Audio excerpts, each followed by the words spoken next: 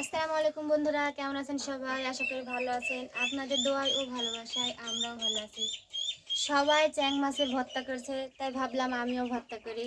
তাই তো আমিও মাছ নিয়ে বসে গেছি, মাছটা ধুয়ে নেবো, নিয়ে আমিও ভর্তা করব। মাছগুলোকে পরিষ্কার করে ধুয়ে না পরে যে সামান্য লবণ, হলুদ, মরিচ এগুলো দিয়ে ভেজে নেব।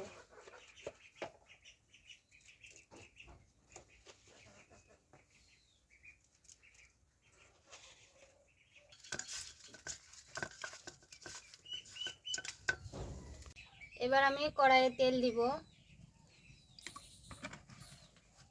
একটু পেঁয়াজ কুচি করে রেখেছি, পেঁয়াজ কুচিগুলো হালকা করে ভেজে নেব।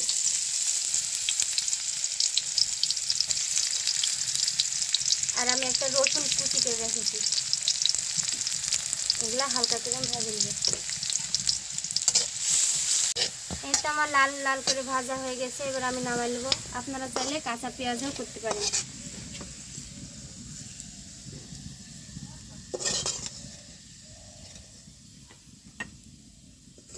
এই তো আমি কাঁচা মরিচগুলো হালকা করে ভেজে নেব।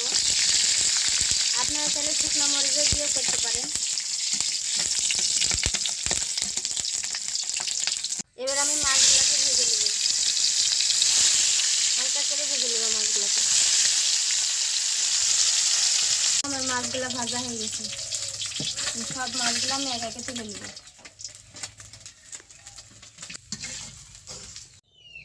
এই তো মাছগুলো আমার ভাজে রেখে দিয়েছি পাশে, এগুলো ঠান্ডা হোক। আর এই যে দেখছেন যে শাপলার লতি, এই শাপলার লতি দিয়ে এই চ্যাংড়ির মাছগুলো আমি চচ্চড়ি করব। এবার আমি এই মাছগুলোর কাঁটাগুলো বেশ বাছবো, তাহলে খাওয়ার সময় এই কাঁটাগুলো গলাতে বাঁধবে। মাছের ভিতরে বা ডিম আছে গো।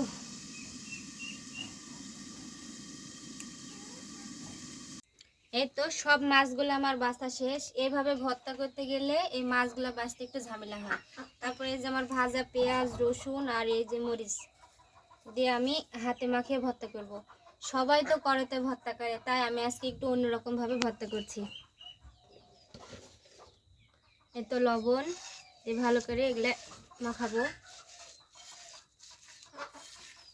আর এই যে সরিষার তেল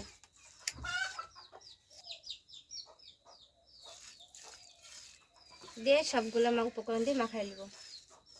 এভাবে আপনারা বাড়িতেও রান্না করে খাই দেখবেন, ভালো লাগবে। এই তো আজকে দুপুরের আমার আয়োজন এগুলাই।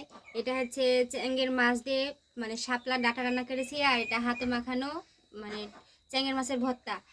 তো আমার রান্নাটা কেমন হয়েছে আপনারা সবাই কমেন্টে জানাবেন। আর এই রান্নাগুলো কিন্তু আজকে আমি প্রথম করছি, জানি না কেমন হবে খেতে। তো আপনারা যদি ভালো লাগে থাকে তা আপনারা বাড়িতে রান্না করে খাই দেখবেন। আজকের ভিডিওটা এ পর্যন্তই। আপনারা সবাই সুস্থ থাকবেন, ভালো থাকবেন। আল্লাহ হাফিজ।